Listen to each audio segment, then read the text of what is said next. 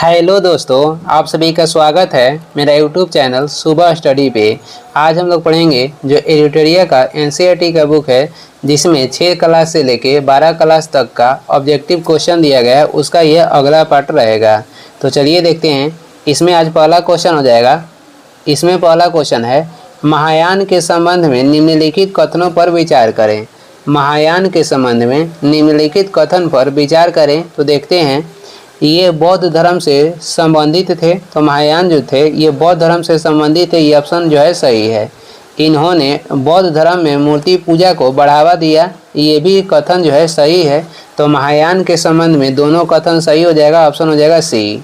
ये बौद्ध धर्म से संबंधित थे, इन्होंने बौद्ध धर्म में मूर्ति पूजा को बढ़ावा दिया था। जो बौद्ध धर्म था ये चौथी जो बौद्ध संगीति हुआ था, इसमें बौद्ध धर्म 2 भाग में विभक्त हुआ, हीनयान और महायान में। जो कनिष्क थे इनके कार्यकाल में चौथा बौद्ध संगीति हुआ था और कनिष्क महायान से संबंधित थे। आगे देखेंगे, 44 नंबर हो जाएगा। बोधिसत्व के संबंध में निम्नलिखित कथनों पर विचार करें। बोधिसत्व के संबंध में निम्नलिखित कथन पर विचार करें और सत्य कथन का चयन करें। तो देखते हैं, वे ज्ञान प्राप्ति के पश्चात एकांतवास में साधना करते थे।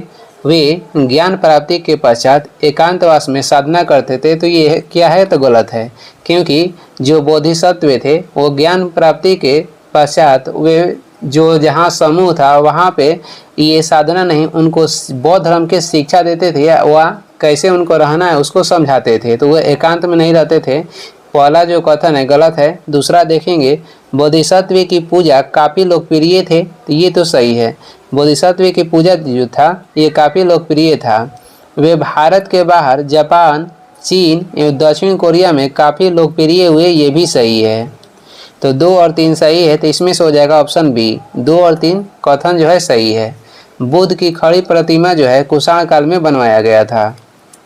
आगे देखेंगे, 45 नंबर हो जाएगा।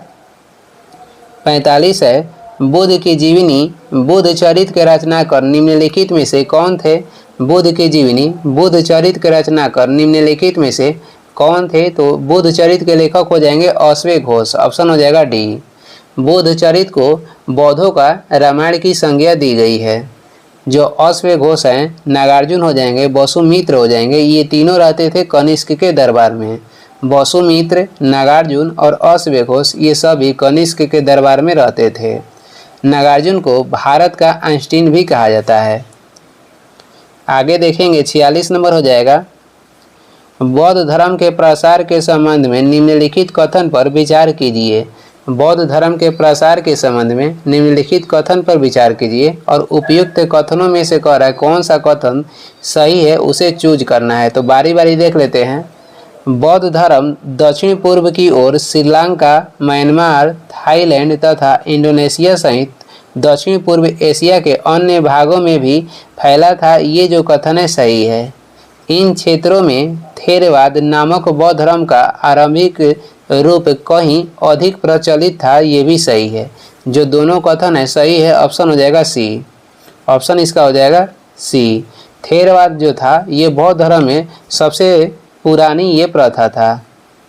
आगे देखेंगे, 47 हो जाएगा। प्रायः स्तूपों के चारों ओर परिक्रमा करने के लिए एक वृत्ताकार पथ होता था जो कहलाता था। प्रायः स्तूपों के चारों ओर परिक्रमा करने के लिए एक वृत्ताकार पथ होता था, उसे क्या बोला जाता था? तो उसे बोला जाता था प्रदक्षिणा, ऑप्शन हो जाएगा बी, प्रदक्षिणा। और ये जो परिक्रमा होता था ये दक्षिणावर्त दिशा में होता था। आगे बढ़ेंगे, अगला क्वेश्चन हो जाएगा, 48 नंबर है। साम्राज्य में ऐसी कौन सी सामाजिक और धार्मिक समस्याएं थी जिन्होंने अशोक को परेशान किया और उन्हें धर्म के प्रचार के लिए प्रेरित किया? तो समस्याएं आपको चुनना है जो कि धार्मिक समस्याएं थी जिनको अशोक के परेशान किया था। तो देखेंगे बारी बारी कौन सी थी। विभिन्न धर्मों को मानने वाले लोगों के बीच आपसी संघर्ष, ये जो है उनमें एक कारण था, ये तो सही है। दासों और सेवकों के साथ दुर्व्यवहार करना, ये भी सही है। परिवारों और पड़ोसियों के बीच आपसी झगड़े, ये भी जो 3 कारण था जो कि साम्राज्य में ऐसी ये सामाजिक और धार्मिक समस्याएं थी जिन्हें अशोक को परेशान किया। तो ये 3 कारण हो जाएगा। विभिन्न धर्मों को, यहाँ पे विभिन्न धर्म मानने वाले उनकी प्रजा थी जो कि आपस में संघर्ष करते रहते थे। दासों और सेवकों के साथ यहाँ पे क्या होता था, दुर्व्यवहार होता था। परिवारों और पड़ोसियों के बीच आपसी झगड़े होते रहते थे। तो इसमें तीनों कथन, इसमें तीनों कारण हो जाएगा। तो ऑप्शन इसमें हो जाएगा डी, 1 2 3 तीनों इसमें कारण हो जाएगा। आगे देखेंगे 49 नंबर हो जाएगा। यह एक विशाल और सुंदर नगर है। यह एक विशाल प्राचीर से घिरा हुआ है। इसमें 570 बुर्ज और 64 द्वार हैं। यह 2 और 3 मंजिला मकान लकड़ी और कच्ची ईंटों से बने हैं। पाटलिपुत्र की भव्यता और वास्तुकला का वर्णन करने वाला उपयुक्त कथन निम्नलिखित में से किस प्राचीन यात्री द्वारा लिखा गया था? तो ये किस प्राचीन यात्री के द्वारा ये लिखा गया था? तो ये लिखा गया था मेगास्थनीज के द्वारा। ऑप्शन हो जाएगा ए। और ये किसके बारे में लिखे थे? तो चंद्रगुप्त मौर्य के बारे में। इंडिका किनकी पुस्तक है? तो मेगास्थनीज की पुस्तक हो जाएगा इंडिका। इन्होंने भारतीय समाज को कितने भागों में बांटा था? तो 7 भागों में बांटा था। आगे देखेंगे, अगला क्वेश्चन हो जाएगा। इसमें आगे बढ़ते हैं, 50 नंबर क्वेश्चन हो जाएगा। निम्नलिखित में से कौन सा कथन मौर्य काल के दौरान करों और नजराने के बीच के अंतर को सबसे अच्छी तरह स्पष्ट करता है? निम्नलिखित में से कौन सा कथन मौर्य काल के दौरान करों और नजराने के बीच अंतर को अच्छी तरह से स्पष्ट करता है? तो ये हो जाएगा ऑप्शन सी। कर नियमित थे, नजराना अनियमित था और कमोबेश स्वेच्छा से दिया जाता था। कर क्या था? तो नियमित थे, नजराना अनियमित था और कमोबेश स्वेच्छा से दिया जाता था। ऑप्शन हो जाएगा सी। आगे देखेंगे, 51 हो जाएगा। मौर्य साम्राज्य की स्थापना लगभग 2300 साल पहले हुई थी। इसके संस्थापक निम्नलिखित में से कौन थे? तो मौर्य साम्राज्य के संस्थापक हो जाएंगे चंद्रगुप्त मौर्य। ऑप्शन हो जाएगा बी। भारत के नेपोलियन किसे कहा जाता है? तो ये समुद्रगुप्त को कहा जाता है। अशोक के उत्तराधिकारी कौन हुए? तो ये हुए थे कुणाल। और बिंदुसार के उत्तराधिकारी थे अशोक के। अशोक के हो जाएंगे उत्तराधिकारी कुणाल। डाइमेगस ये बिंदुसार के शासनकाल में भारत आया था। 52 हो जाएगा। 52 नंबर क्वेश्चन देखेंगे। 52 नंबर में हो जाएगा, मौर्य साम्राज्य में निम्न में से कौन सा नगर उत्तर पश्चिम और मध्य एशिया के लिए आने जाने का प्रमुख मार्ग था? मौर्य साम्राज्य में निम्न में से कौन सा नगर उत्तर पश्चिम और मध्य एशिया के लिए आने जाने का मार्ग था? तो ये हो जाएगा तक्षशिला। ऑप्शन हो जाएगा सी। कलिंग के युद्ध जो था ये हुआ था 261 ईसा पूर्व में। गौतम बुद्ध के जन्म कब हुआ था? ये हुआ था गौतम बुद्ध के जन्म 563 ईसा पूर्व में लुम्बिनी नेपाल में। 53 नंबर हो जाएगा। चंद्रगुप्त मौर्य के दरबार में जो पश्चिम एशिया के यूनानी राजा सेलिकोस निकोटर का राजदूत था उसका नाम क्या था? तो उसका नाम आपको हो जाएगा, उसका नाम था मेगास्थनीज। मेगास्थनीज चंद्रगुप्त मौर्य के दरबार में भारत आया था। हेवेनसोंग आया था हर्षवर्धन के दरबार में।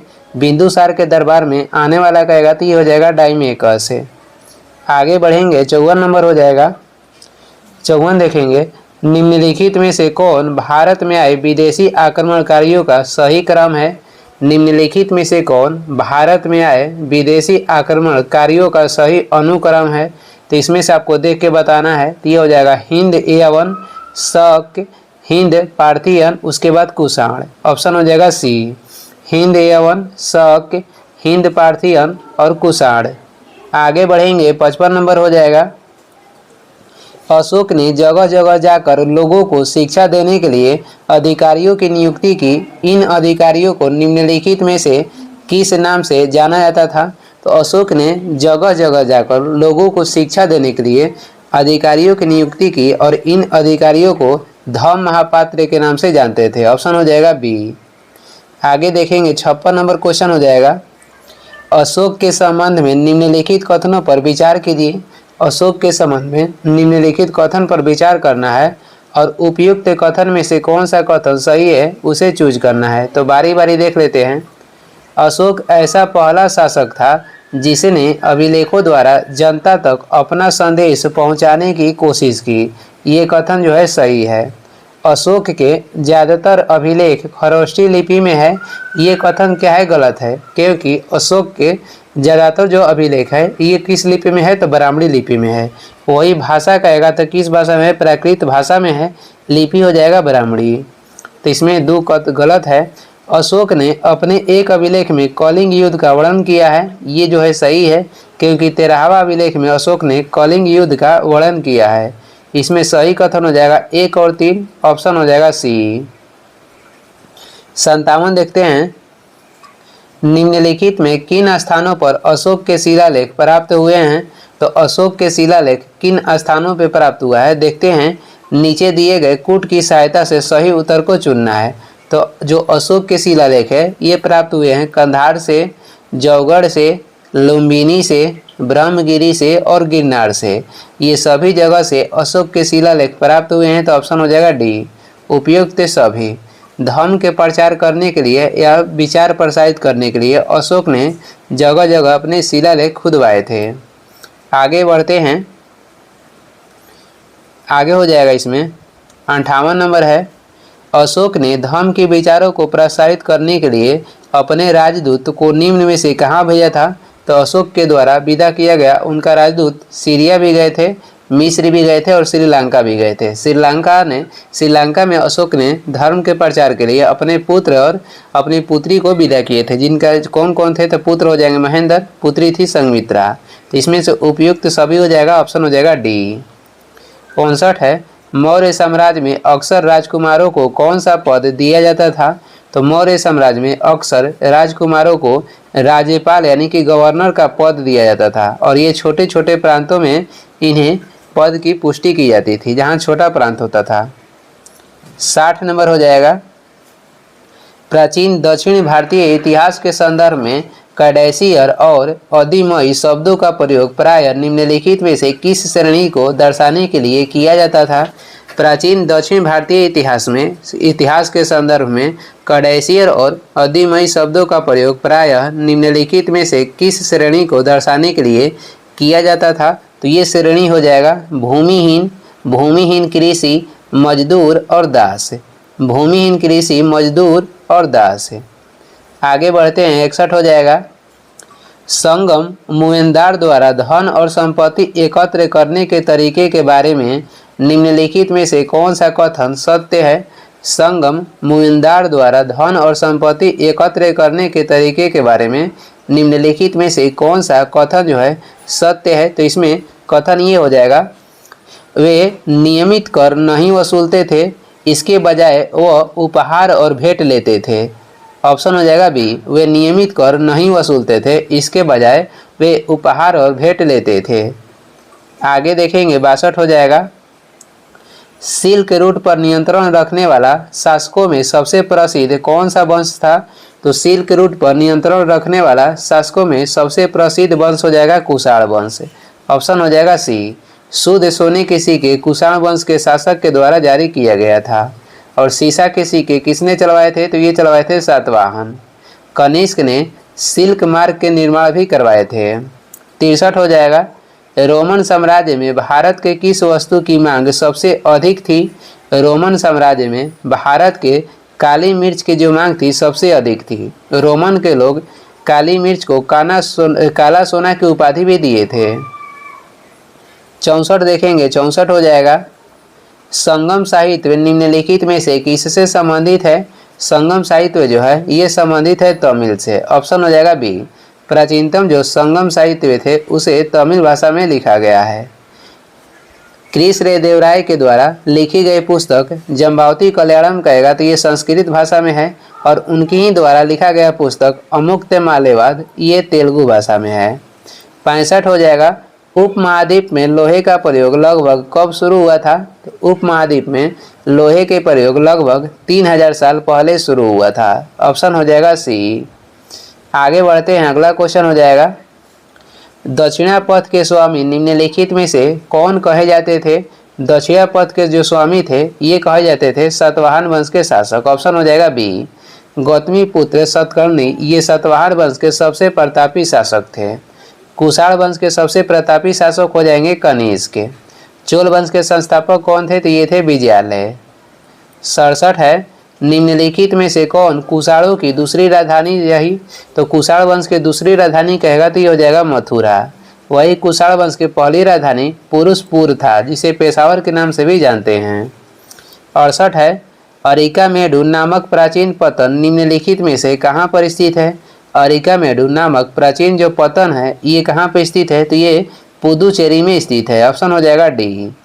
आगे बढ़ेंगे, अगला क्वेश्चन हो जाएगा इसमें, आहत सिक्के के संदर्भ में निम्नलिखित कथनों पर विचार कीजिए। तो बारी बारी देख लेते हैं और उपयुक्त कथनों में से कौन सा कथन गलत है, इसमें गलत कथन को छांटना है। देखते हैं, पहला हो जाएगा इसमें, आहत सिक्के सामान्यतः आयताकार, वर्गाकार एवं गोलाकार होते थे। ये कथन जो है सही है।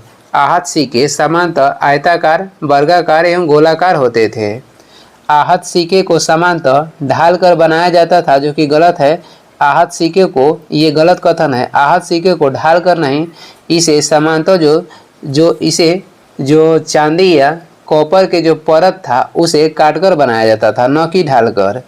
यह सिक्के चांदी या तांबे के विभिन्न आकृति के होते थे और इसका कारण ये है कि काट के बनाए जाते थे। तो ये 1 और 3 जो कथन है सही है, तो इसमें गलत छांटना था, तो गलत हो जाएगा केवल 2। आगे बढ़ेंगे, 70 नंबर हो जाएगा, मथुरा के अभिलेखों में निम्न में से किनका उल्लेख मिलता है?